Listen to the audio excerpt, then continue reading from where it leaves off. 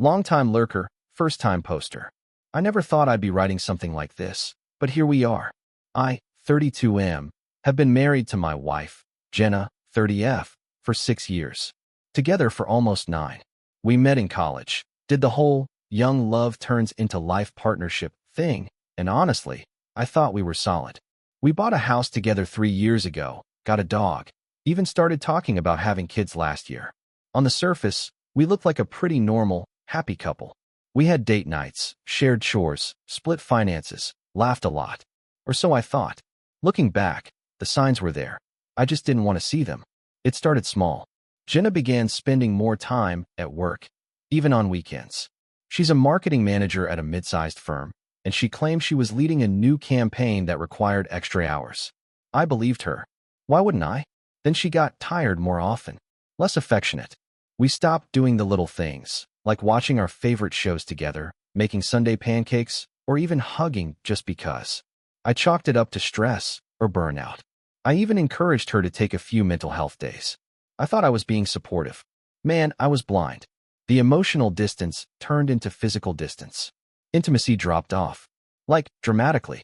I tried bringing it up once, gently, just asked if everything was okay, if she needed anything. She brushed me off, said she was just exhausted. Then she accused me of being needy. I felt guilty, like I was the problem. I didn't push it. I backed off. I trusted her. That was my first mistake. So, after I backed off that first time, things didn't improve, they got weirder. Jenna started guarding her phone like it was a state secret. She used to leave it on the kitchen counter, face up. Now, always in her pocket, face down, or clutched in her hand like a lifeline. And the passwords changed.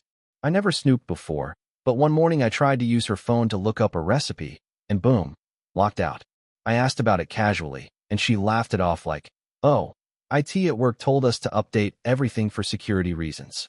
Uh-huh, sure. She also got a little too into her appearance all of a sudden. Don't get me wrong, Jenna's always been beautiful, and I love when she feels confident. But she started wearing more makeup, getting her nails done every week. She never used to care about that. And buying expensive new outfits. For work. But I still didn't want to be that guy.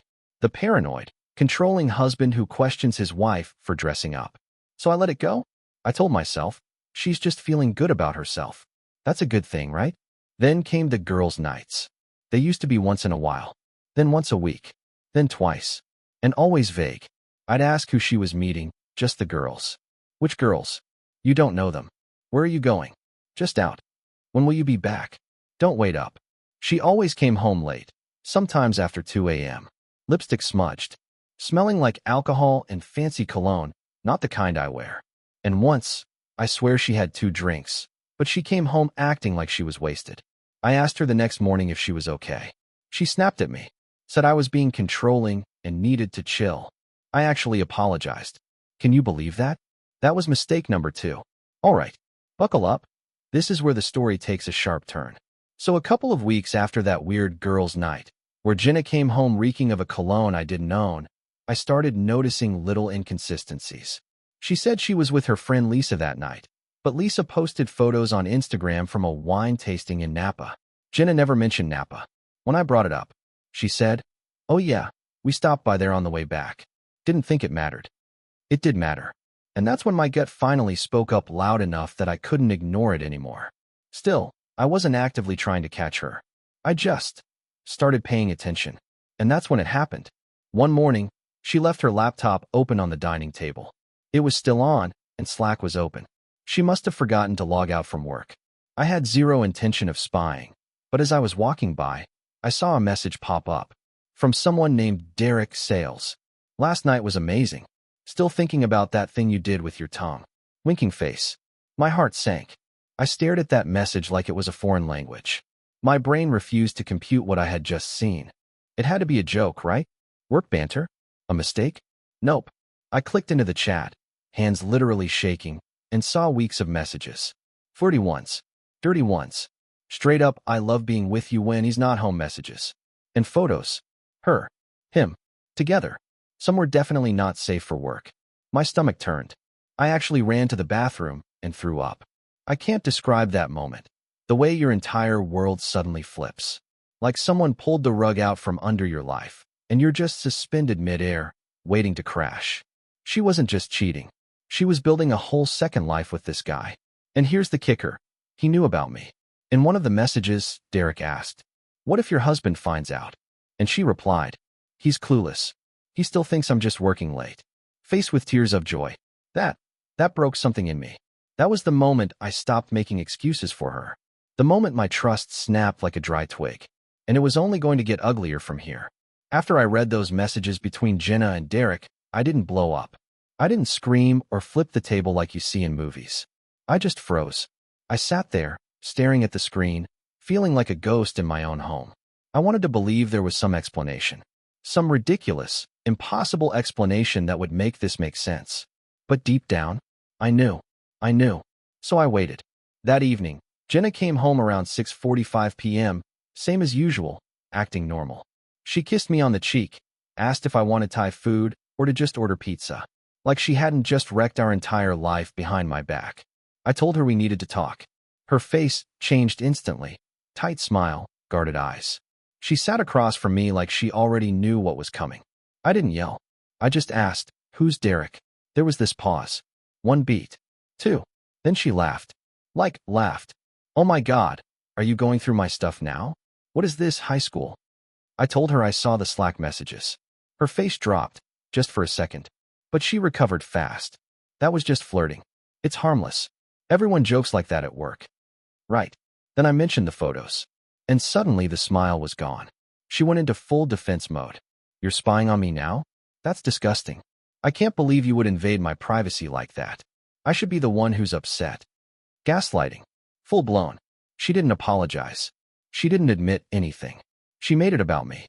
Said I was twisting things, trying to control her, and making a huge deal out of nothing. I asked her straight up if she slept with him. She looked me dead in the eye and said, "No, I would never do that to you." And for a second, I almost believed her. That's the part that kills me. Even with all the evidence, part of me still wanted to believe she was telling the truth. But she wasn't. Because just 2 days later, I'd have undeniable proof, and even she wouldn't be able to lie her way out of that one.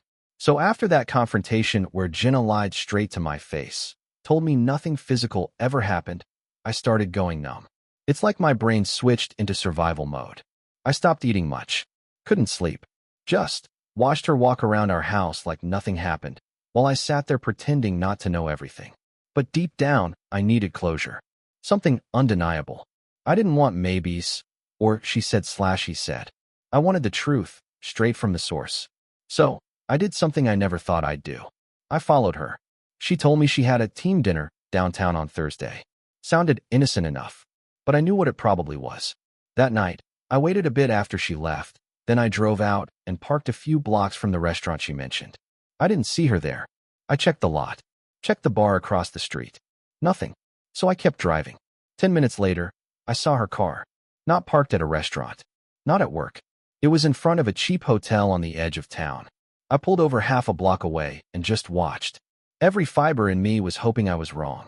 That maybe she was meeting a friend, helping someone, anything else. But then I saw her. She came out of the hotel lobby laughing. With him. Derek. He kissed her. Right there, in the open, under the flickering neon motel sign like it was the most normal thing in the world. Then they walked back inside together. And I swear, time just stopped. I didn't cry. Didn't scream. I just sat there gripping the steering wheel so hard my knuckles turned white. My wife, the woman I promised my life to, was walking into a motel with another man while I sat parked outside like an idiot. That moment broke something in me. Any love I had left started turning into something else. Not hate exactly, just a deep, hollow kind of betrayal. And I knew. This wasn't just emotional cheating. It was real, physical, repeated, and I wasn't going to let her lie her way out of this one. I still replay this night in my head more than I'd like to admit. After I watched Jenna and Derek walk into that motel together, I didn't go home. I sat in my car for almost an hour, staring at the building, trying to decide what kind of man I wanted to be in that moment. I thought about storming in, catching them in the act, making a scene, but I didn't. I just couldn't bring myself to sink that low. I wanted dignity. I wanted proof. So I drove home, heart shattered, and started preparing for what had to happen next.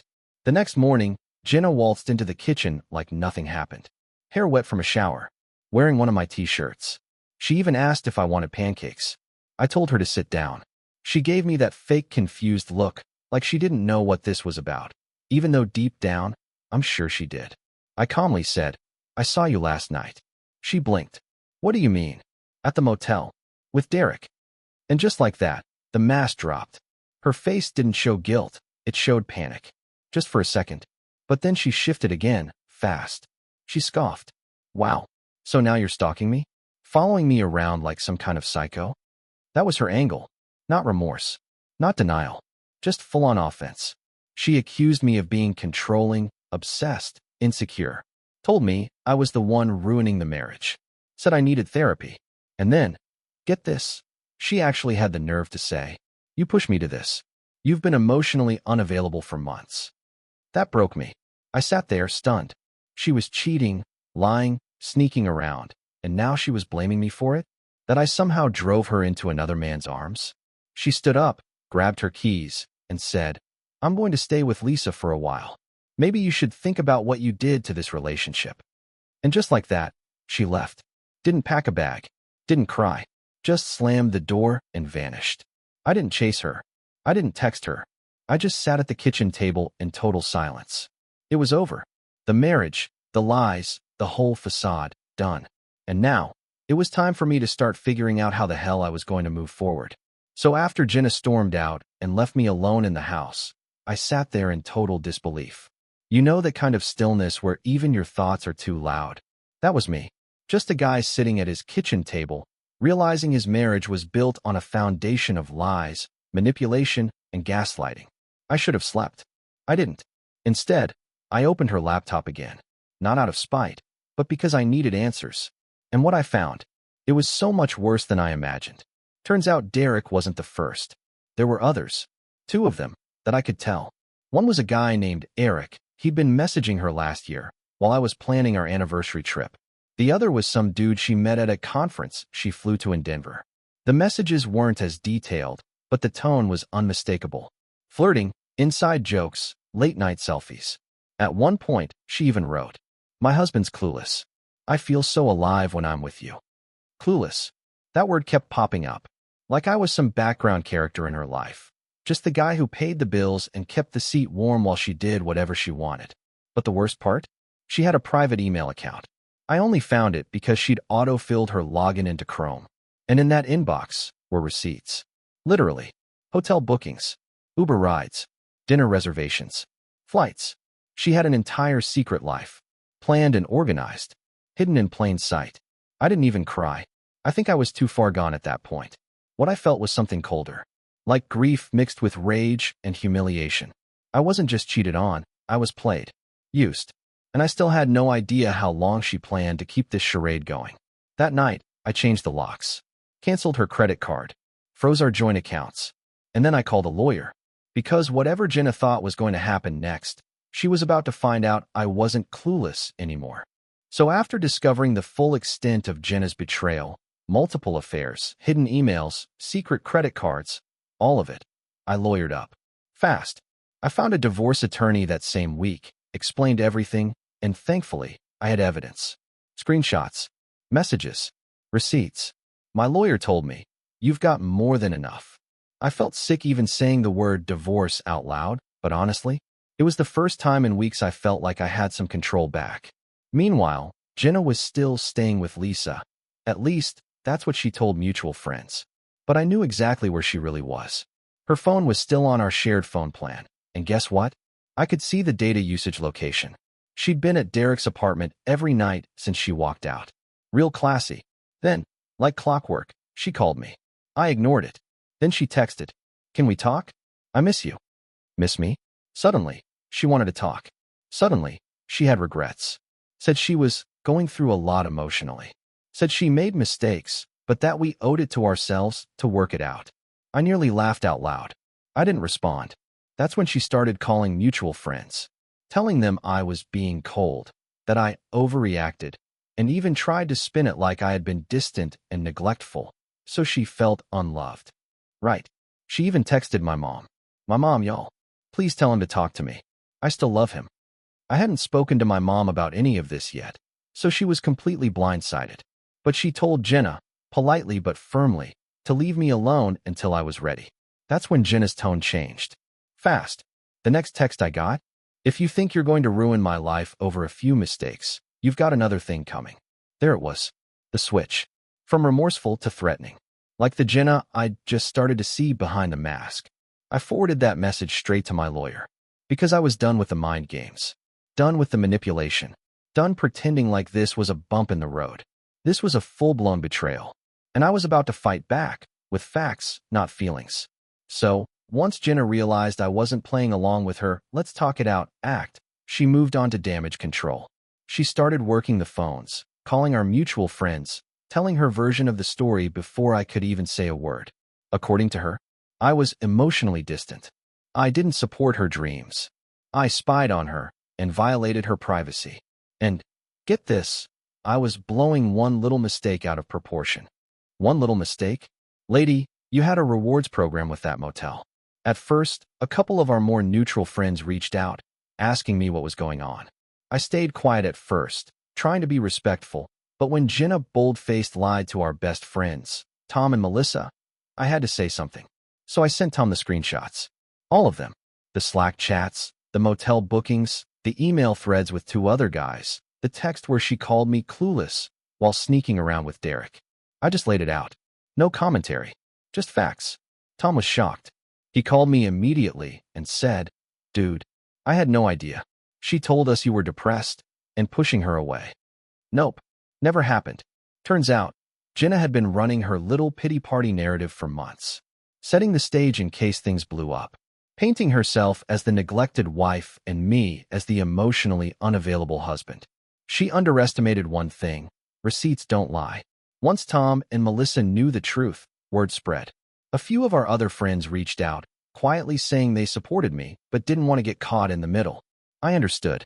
But one thing became clear fast. Her social circle was shrinking. And guess what? Derek dumped her. Yep. Found that out through a mutual acquaintance who works with him. Apparently, once Jenna's drama started spilling into his personal life, he bailed. Just ghosted her. She tried to contact him 3 times. Then showed up at his apartment unannounced. He called security. Oof. Suddenly, she had no backup plan. No Derek. No supportive friends. No confused husband to manipulate. Just me. And my lawyer. And the growing realization that everything I thought we had was a complete illusion. I wasn't just dealing with infidelity. I was dealing with someone who lied for sport. And I was done letting her play games with my life. After Derek dumped her and the truth started spreading among our friends, Jenna's tone shifted again. No more fake apologies. No more sweet, "let's work on it" texts. She went full scorched earth. She lawyered up, and her goal was clear: take everything she could. Keep in mind, we didn't have kids, and most of what we owned was bought together. We each made decent money. The split could have been clean, even amicable. But no, Jenna decided she wanted the house, the car I drove, which was in my name, by the way, half of my retirement savings, and the dog, my dog, who she always said she tolerated but never bonded with. And when my lawyer asked why she wanted the car and the dog specifically, Jenna's attorney actually said, she feels those are symbolic to the relationship and should be part of her compensation. Compensation? For what? Being caught? It was wild. She didn't want the dog. She just didn't want me to have him. Same with the car. She didn't even drive stick. But she knew I loved both, and I guess hurting me was the last power move she had left. Luckily, my lawyer was ready. I had already provided all the receipts, literal and emotional. We had documentation of her affairs, her attempts to manipulate the narrative, her threatening texts, and the proof that she'd used joint funds on her little getaways. In short, she had zero leverage. Once she realized her little grab-everything strategy wasn't working, she tried one more Hail Mary. She claimed I was emotionally abusive, said I was controlling, cold, and vindictive. My lawyer shut that down quick. He asked for any proof. Texts, emails, voicemails, anything. She had nothing, because it never happened. Meanwhile, I had screenshots of her bragging about how easy it was to manipulate me. The moment her lies hit a wall in mediation, she snapped, threw a fit, said she couldn't believe I was trying to punish her for being unhappy. The room went silent. Her own lawyer looked uncomfortable. Eventually, she backed down. Probably because she knew if we went to court, she'd lose big and fast. But man, the way she fought for things she didn't even want, just to spite me, that told me everything I ever needed to know about who she really was. This wasn't heartbreak anymore. It was survival. So after the messy negotiations I mentioned last time, the divorce was finally finalized. The house sold, the accounts split, the dog stayed with me, thank God, and Jenna moved out for good. Honestly, I felt lighter, like I was finally free from this nightmare. I started therapy, leaned on friends, and focused on rebuilding my life. Slowly but surely, I felt myself coming back. But just when I thought I'd closed the book, out of nowhere, Jenna sent me an email. Not a text, not a call. An email. The subject line, "You don't know the whole story." Curiosity got the better of me, and I opened it.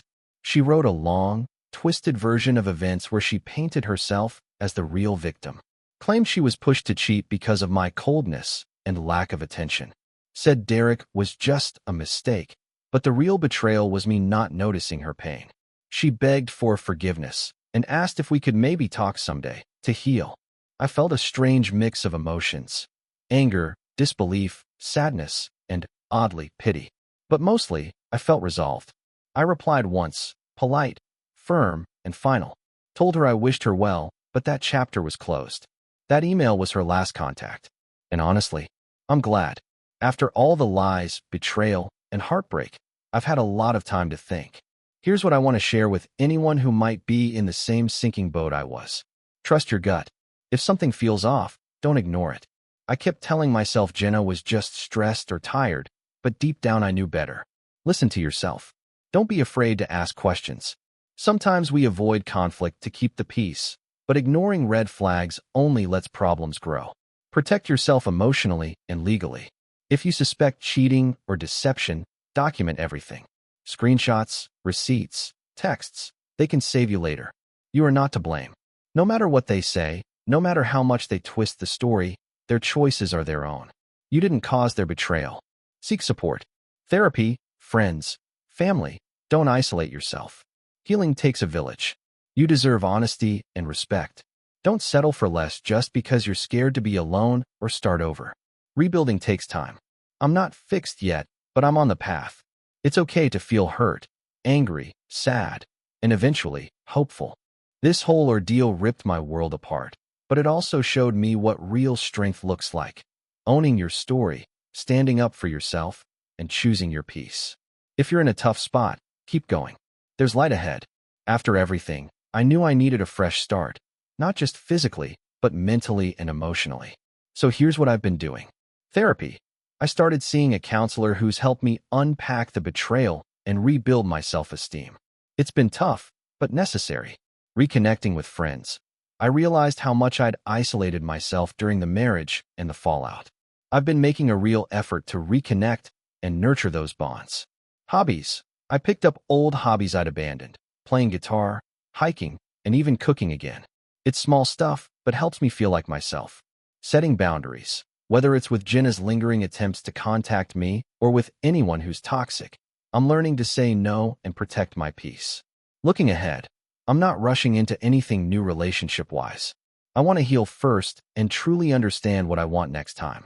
The house sold, the accounts settled, and while the scars remain, I'm slowly feeling like I'm stepping into a future I control. It's not easy, and some days still hit hard, but I'm proud of how far I've come. Even though the divorce is final and I'm rebuilding, some days still hit me like a freight train. Here's what those days look like, and how I'm trying to get through them. Random reminders, a song on the radio, a scent, or a joke we used to share, it all comes flooding back. Sometimes it feels like a punch in the gut. Loneliness. It's one thing to be physically alone, but feeling emotionally alone is a whole other beast. There were nights I just stared at the ceiling, wondering if I'd ever trust someone again. Anger and doubt. Some days I'd swing between rage at Jenna and self-doubt, asking if I missed signs or if I should have done things differently. It's exhausting. Grief. Yes, grief. Because even though she betrayed me, I still mourned the relationship I thought we had, the future we planned that vanished overnight. What's helped? Talking it out, with my therapist, friends, or even strangers on forums like this. Just putting it into words lessens the weight. Self-compassion, reminding myself it's okay to hurt, it's okay to be angry, and that healing isn't linear. Staying busy, keeping my mind and body active, even when I don't feel like it, helps break the cycle of negative thoughts. If you're struggling through something similar, know this: the hardest days do pass. It might not feel like it now, but it's true. First off, thank you to anyone who's read this whole thing, commented, or just silently followed along. You've helped me more than you know. Sharing this mess has been scary, humbling, and healing all at once. If there's one last thing I want to say, it's this: no matter how dark it gets, no matter how deeply you're betrayed or how broken you feel, you can come back from it. You can rebuild your life on your own terms. I'm still learning what that looks like for me, and I know it won't be perfect or easy, but I'm done being a victim. I'm done letting someone else's lies define my worth. If you're in the middle of your own storm, remember, you are not alone. Trust yourself. Protect your peace. Lean on your people. And when you're ready, take that first step toward healing. This chapter is ending, but my story isn't.